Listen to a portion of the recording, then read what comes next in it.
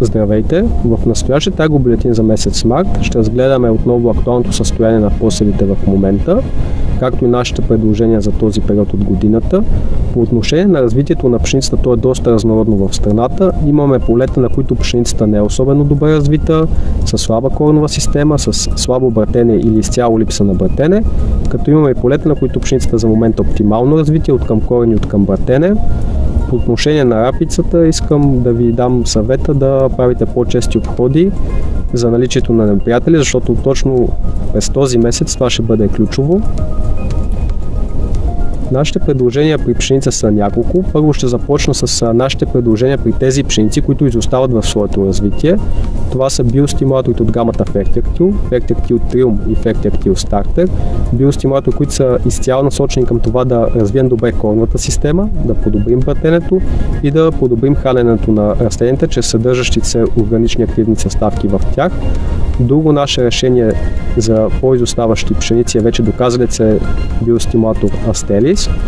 С неговото приложение имаме фитохормони от трите различни групи, които да подобрят развитието на коренната система, на надземната част и да регулират хормоналният баланс за по-добро и ефективно братене, като има и органични съставки, които да предпазят културите от последващи неблагоприятни фактори. Нашия съвет за тяхното приложение е да се следят метеорологичните условия и при първа възможност, но да имаме след приложението поне 10-14 дни с средноденонощни температури минимум от 12 градуса.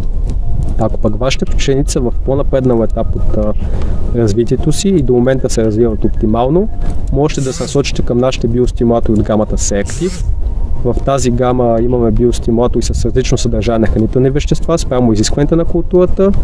Тук важното, което искам да отбележа, че във всички биостимулатори от тази гама се съдържат аминокиселини, фитохормони от групата на цитокинините, които да подобрят транспорта на хранителните елементи и антистрес регулатор, който да предпази културата от последващи неблагоприятни условия на полето. По отношение на полетните култури, тук имаме няколко органоминерални гранулирани решения. Ще започна първо с най-новият ни продукт, HydroPlus.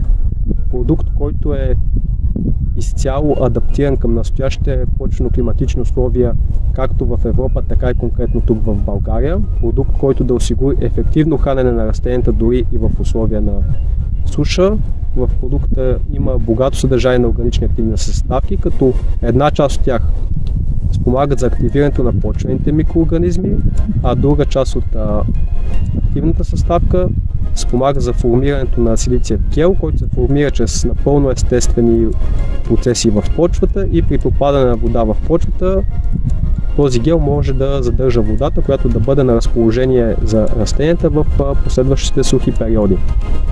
Фосфорът в продукта е напълно защитен, като не може да бъде блокиран нито в алкална, нито в кисела среда. Формулацията на продукта е MP520 с 25% сяра и 0,2% цинк.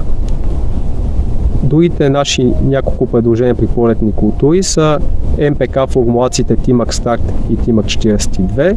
Това са МПК формулации с различно съотношение на основните хранителни макроелементи азот, фосфор и калий спрямо вашите изисквания към тези хранителни елементи. В тях, разбира се, съдържат и ключовите микроелементи както за зърнено-житни, така и за маслодайни култури. В тези продукти имаме също органична активна съставка, която на първо място да мобилизира хранителните елементи и да подобри тяхното усвояване и на второ място да подобри кореновото развитие. Последното предложение, което ще ви кажа днес от към МПК предложенията е нашият органоминерален торг Kali Sprint, също МПК формулация, която е предназначена основно за почви с по-кисела реакция.